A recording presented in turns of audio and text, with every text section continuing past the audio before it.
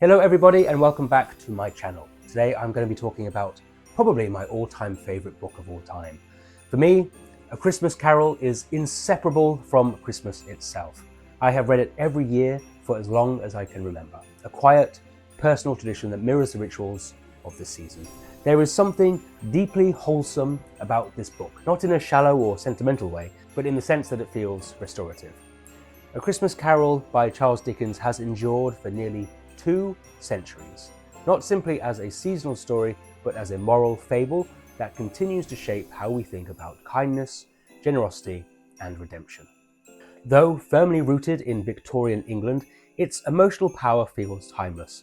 Dickens manages to combine social criticism, supernatural horror, humour, and deep compassion into a story that remains both accessible and profound. At its heart, A Christmas Carol asks a simple but enduring question. Can a person truly change? Dickens' answer is a resounding yes. And it is this optimism, grounded in suffering and self-knowledge, that gives the book its lasting power.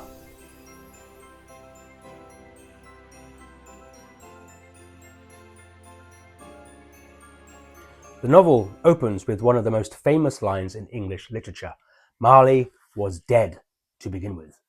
Dickens immediately establishes death as both a literal and symbolic presence. Marley's death foreshadows Scrooge's own spiritual lifelessness and sets the moral stakes of the story. Scrooge is introduced as a man who has deliberately shut himself off from warmth and compassion. Dickens writes, solitary as an oyster. His world is small and cold and rigidly controlled. The structure of the story, a visitation by 4 spirits, functions as a carefully designed moral journey rather than a random supernatural spectacle. We are first met with the ghost of Christmas past, who exposes Scrooge to memories he has tried to suppress. We see him as a solitary child neglected by his friends, a moment that explains but does not excuse his later hardness. Perhaps the most devastating scene is the loss of Belle, who tells him, "Another idol has displaced me, a golden one." This is the point of which Scrooge's emotional withdrawal becomes a conscious choice. Then we meet the ghost of Christmas Present, who shifts the narrative outward.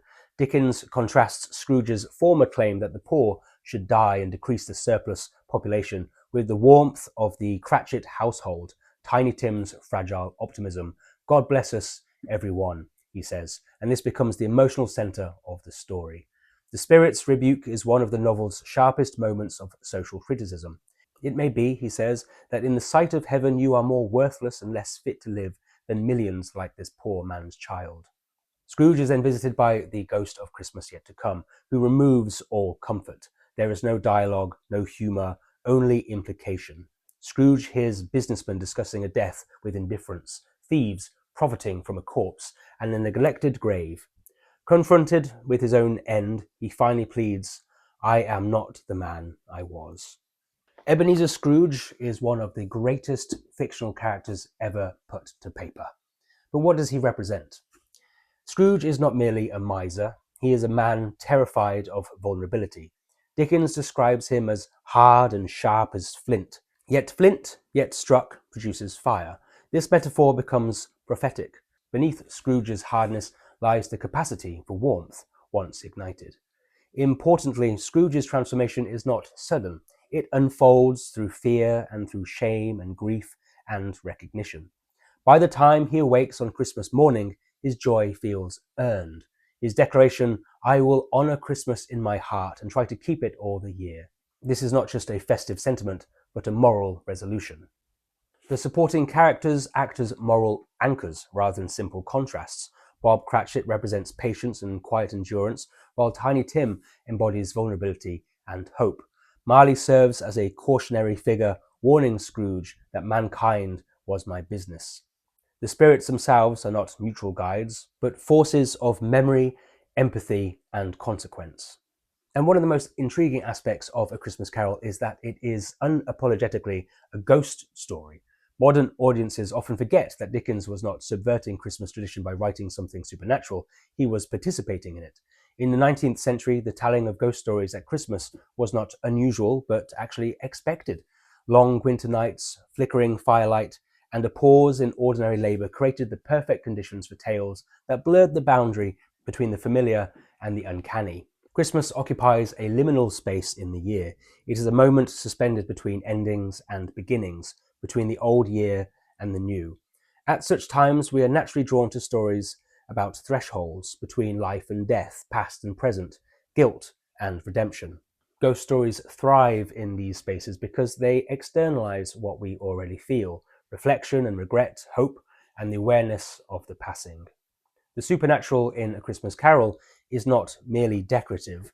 The ghosts allow Dickens to dramatize conscience, memory, and consequence in a way realism alone could not.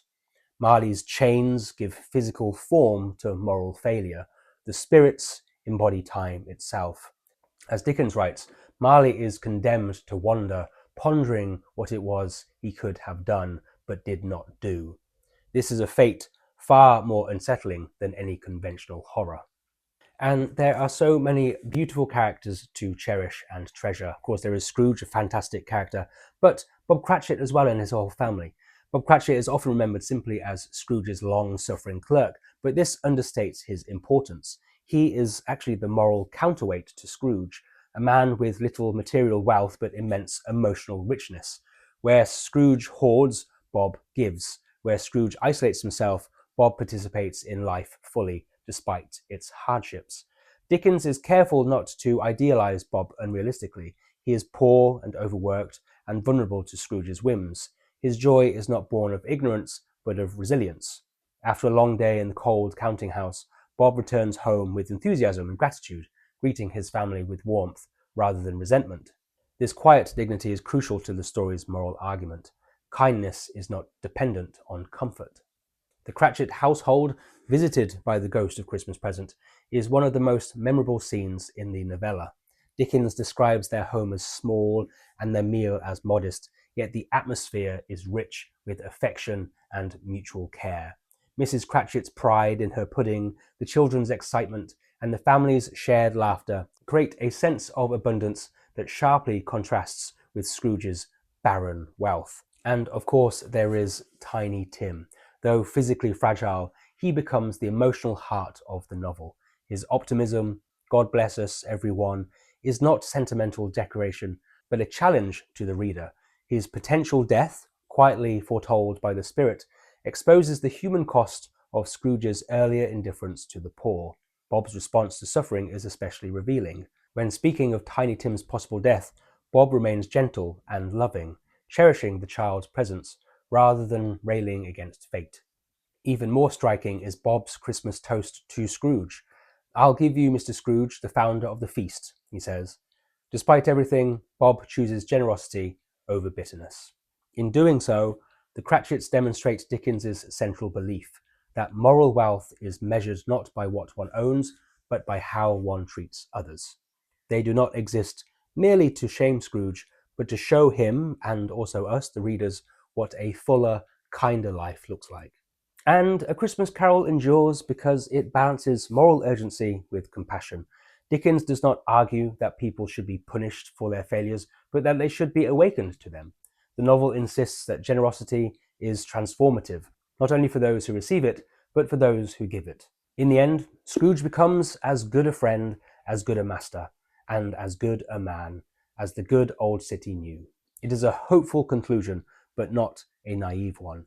Change is possible, but only if we are willing to look honestly as who we have been and who we might still become.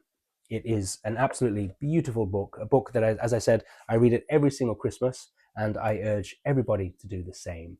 It has been adapted countless times because of its enduring story of hope, of redemption, and some fun, supernatural Christmas fun to enjoy on a cold winter night too. Go check it out this winter. If you like this one, please remember to like and subscribe to my channel, and I look forward to presenting more video essays and recommending some more books to you all soon. Merry Christmas.